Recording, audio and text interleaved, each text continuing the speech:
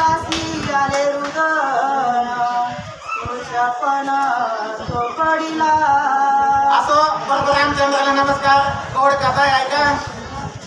त्या ठिकाणी असताना धुवतजी भरताला बोलू लागलेले ऐका. प्रभू रामचंद्राने असणारा सह्या आहे गवताचे त्याच्यावरती निद्रा केली. परत असणारा विनंती केली लक्ष्मणाला की तुम्ही झोप घ्या, घेतली नाही. मग हे असणारा भरताना ऐकलं आणि भरताला असणारा अतिशय वाईट वाटलं आणि त्यांना मूर्छा आली. बोला.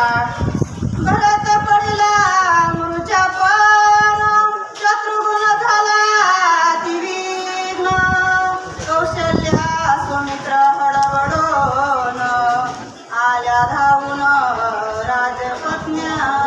भरताला मूर्छा आली हे शत्रुघ्नानं पाहिलं. शत्रुघ्नाला सुद्धा असणारं घाबरले, त्यांनाही मूर्छा आली हे दृश्य असणार. कौशल्याने सुमित्रानं पाहिलं. ते असणाऱ्या त्या ठिकाणी आल्या आणि त्या असणाऱ्या त्या ठिकाणी हडबडून गेल्या.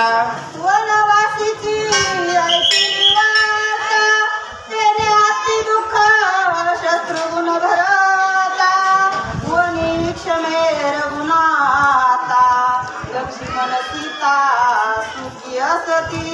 प्रभू रामचंद्र वनवासाला गेलेले आहेत. त्यांच्यासोबत लक्ष्मण आहेत, माता सीता आहेत आणि ही वार्ता असणारी दोघांच्या मुखातून भरताना आणि शत्रुघ्नाला ऐकली. अतिशय वाईट वाटलं. शत्रुघ्नाला असणाऱ्या वाईट वाटलं. मग ते असणारे चिंतन करू लागले, माझे राम, माझे लक्ष्मण आणि माझ्या सीता सगळेजण असणारे सुखी असावा असं ते बोलू लागले. काय वनवासाची कथा वेळी सांगावी गुहाका तत्वता दुःखे रुदन करीती माता रघुनाथाचे विरहे. वनवासाचं दुःख आहे आणि हे असणाऱ्या कौशल्याला सुमित्राला कळालं.